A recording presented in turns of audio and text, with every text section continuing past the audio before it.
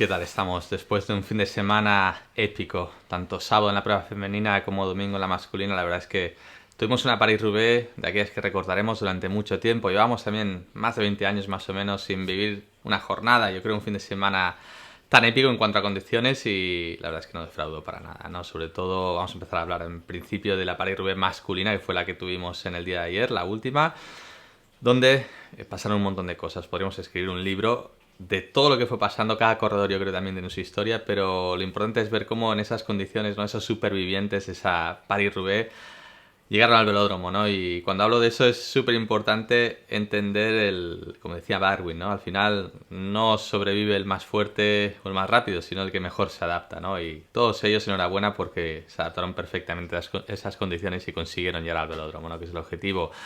Luego lo que hay que hablar sobre todo no es la capacidad que tuvo Sonny Colbrelli, ¿no? Debutante, al igual que los otros dos compañeros Van der Poel y Vermes que tuvo en el podio, los tres debutando en la carrera y se desenvolvieron como si llevasen muchísimos años ahí, ¿no? Entonces vamos a hablar también un poco de la estrategia y cómo Colbrelli pudo ganar la Paris-Roubaix a alguien tan favorito como Mathieu Van der Poel.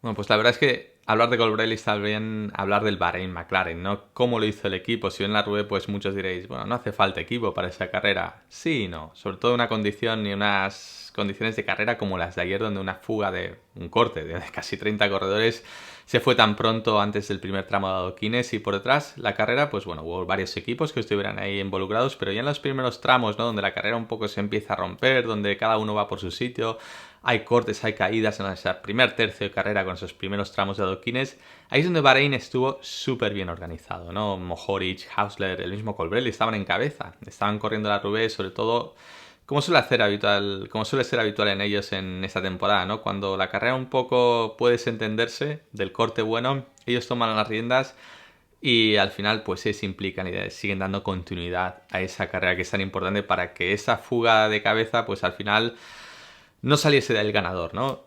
Faltó muy poquito, la verdad, entre Moscón y Verme sobre todo, la verdad que por poco algún corredor que estuvo en ese corte bueno se lleva la Paris-Roubaix, pero no fue así, ¿no? Colbrelli sobre todo estuvo muy valiente, muy inteligente en anticipar ese arreón fuerte de Van der Poel. Pensemos que, según comentábamos también en la retransmisión de Eurosport, ¿no? Ese tramo previo al segundo avituallamiento, zona clave y es donde Van der Poel hizo esa aceleración difícil, casi nadie en absoluto nadie pudo seguirle lo rápido que iban esas curvas y al final, claro, eso genera un desgaste, un riesgo para todos los corredores que Van der Poel pues hizo que se fuera para adelante y enlazara con el Jack sí, grupo de Colbrelli al que había anticipado previamente, ¿no? De ahí el grandísimo movimiento de Colbrelli de leer la carrera, de ver cómo va a ir y decir, bueno, de momento un arreón así es muy difícil que lo pueda seguir, por tanto anticipo en una zona donde me va a suponer muy poco esfuerzo. Y ahí es donde, pues bueno, luego ya tengo mucho más fuerzas y energías para el resto de la carrera, porque Van der Poel, evidentemente, la gente tiene una bala que disparar, no infinitas. O sea, al final, pues bueno, yo creo que es importante ser capaz de anticipar al primer ataque, al primer arreón, y así lo hizo Colbrelli. Por tanto, primer movimiento estratégico de Colbrelli, que tuvo unos cuantos.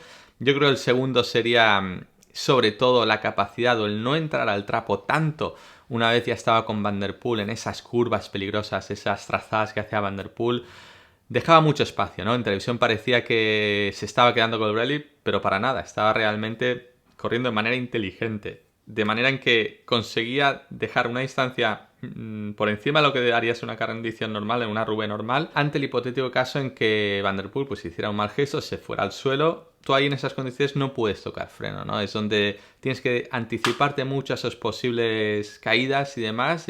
No vas a tener tampoco la trayectoria perfecta.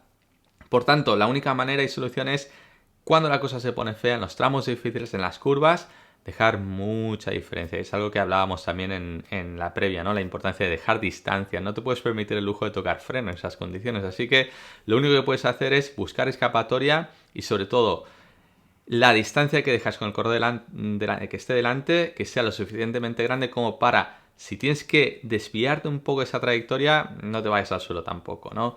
De ahí que Colbrelli corrió, sobre todo majestuosamente en todo ese momento.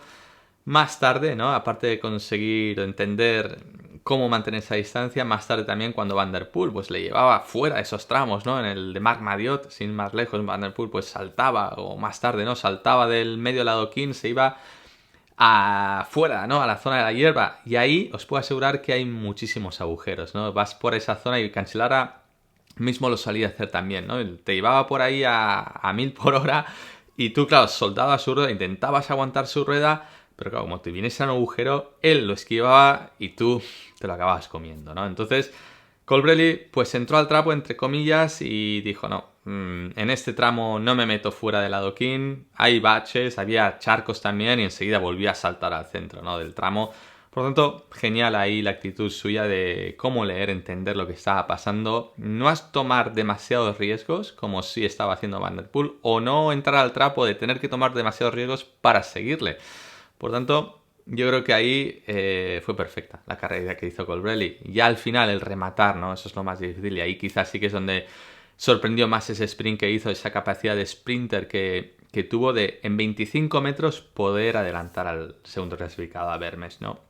Y lo digo porque en ese velódromo de Roubaix, ¿no? Cuando haces ese sprint, al final, y eso es un consejo que me dio Rillo, ¿no? El año que hice segundo me dijo, Flecha, ¿tú ya sabes cómo sprintar en el velódromo? Y yo decía, bueno, sí, más o menos. Dices, mira, el truco es este. Y así ganó Hyman también, ¿no? Al final, tienes que pensar que meta está en contrameta, ¿no? Y cuando digo eso es que tienes que empezar a sprintar allí. Y es lo que hizo Vermes. O sea, hubo un momento en que quizá él fue un pelín tarde, ¿no? Pero el truco es que en el momento que entras en el peralte el primero, es muy difícil que te adelanten por ahí, ¿no? Si tú empiezas a atacar y anticipas a tus otros corredores justo en contrameta, haces el peralte y ya cuando sales del peralte, fijaros, en este caso Colbrelli tenía que evitar a Moscon también, que lo estaban pasando porque venía detrás, iba una vuelta retrasado, ¿no? Unos 500 metros por detrás de ellos.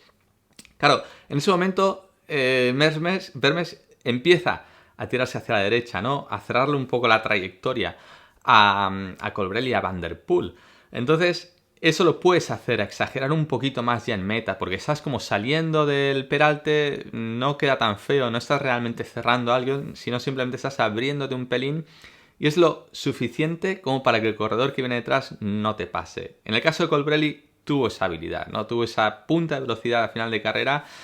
Genial, ¿no? En 25 metros dar ese golpe extra y poder superar a Vermes. Pero fijaros que Van der Poel, otro corredor rápido, no pudo hacerlo. Por tanto, es algo súper difícil de hacer, ¿no?